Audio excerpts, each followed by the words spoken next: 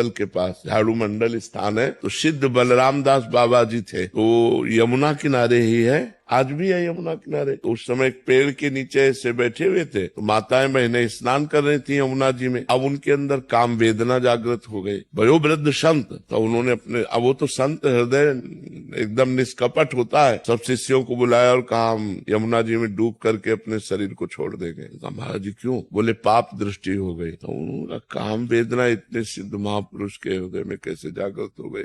बोले महाराज जी वृंदावन की परिक्रमा की जाए। उनको पकड़ के फिर धीरे धीरे पूरे वृंदावन की परिक्रमा, बड़ा महिमा में है वृंदावन। जो ही परिक्रमा की उसमें भाव खत्म हो गया, वो जो कुभाव आया था वो भाव खत्म हो गया। अब उन्होंने कहा कि ये बताओ प्रसाद कहाँ से आया था जो पवाया गया? तो उनका गोविंद देव जी का, उस समय गोविंद देव जी यही वृंदावन में विराजमान थे, गोविंद देव। तो भंडारी से पूछो जा करके कल का भोग कहाँ का लगा? तो वहां पूछवाया गया तो भोग लगा था कलकत्ता की वैश्या से। वैश्या ने अपने धन से, जो व्यभिचार से धन पैदा हुआ, तो उसका भी भाव था, गोविंद देव जी का भोग लगा दिया, वही प्रसाद उनको गया। तो सीधे ठाकुर जी के पास आए, सिद्ध पुरुष थे। ठाकुर जी से कहा प्रसाद न ले तो अपराध लगता है, और प्रसाद ले तो बुद्धि भ्रष्ट होती, बताओ हम क्या करें? तो ठाकुर जी ने उनसे स्पष्ट वार्ता हुई। ठाकुर जी ने कहा कि हमारा पूरा विश्व ब्रह्मांड है, जो भी भोग लगाएगा हम पाएंगे, लेकिन तुम हमारे प्रसाद का किनका ले लो? कौन कहता है भरपेट पाओ प्रसाद, मधुकरी मांग के पाओ? हमारे प्रसाद का किनका ले लो। तो ठाकुर जी के प्रसाद का